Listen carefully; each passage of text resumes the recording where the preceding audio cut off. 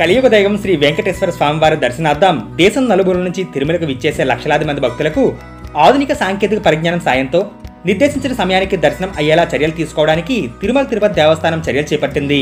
దీనికి సంబంధించిన ప్రాజెక్టుపై టీసీఎస్ ప్రతినిధులతో టీటీడీ కార్యనిర్వహణాధికారి జె శ్యామలారావు, అదనపు ఈవో సిహెచ్ వెంకయ్య చౌదరి సమీక్షా సమావేశాన్ని నిర్వహించారు. వర్చువల్ గా ఈ భేటీ కొనసాగింది. ఈ సందర్భంగా టీసీఎస్ ప్రతినిధులు పవర్ పాయింట్ ప్రెజెంటేషన్ ఇచ్చారు. ఈ సందర్భంగా ఈవో మాట్లాడారు. శ్రీవారి దర్శనానికి సర్వదర్శనం, ఎస్ఎస్డి, 300 రూపాయల ప్రత్యేక ప్రవేశ దర్శనం, దివ్య దర్శనం వంటి టోకెన్ల ద్వారా వేల సంఖ్యలో భక్తులు తిరుమలకు వస్తూ ఉంటారని, ఎటువంటి జాప్యం లేకుండా టెక్నాలజీ సాయంతో వారిని సకాలంలో దర్శనం చేయించాల్సిన అవసరం ఉందని అన్నారు.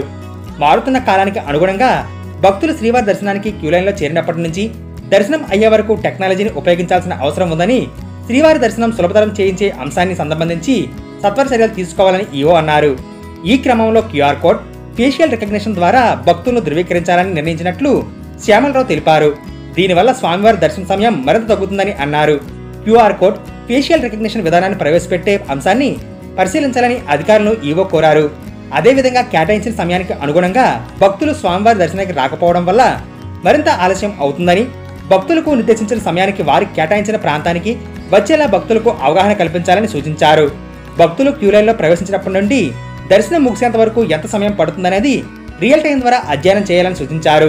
వైకుంఠం క్యూ కాంప్లెక్స్ కంపార్ట్మెంట్లలో ఎంతసేపు ఉంటున్నారు, క్యూలైన్లో భక్తులు చేరినప్పటి నుంచి శ్రీవారి దర్శనానికి ఎంత సమయం పడుతుంది, అనంతరం ఆలయం నుండి వెలుపలకు రావడానికి ఎంత సమయం పడుతుంది అనే విషయాలపై అధికారులు పవర్ పాయింట్ ప్రెజెంటేషన్ ద్వారా టీసీఎస్ ప్రతినిధులు వివరించారు.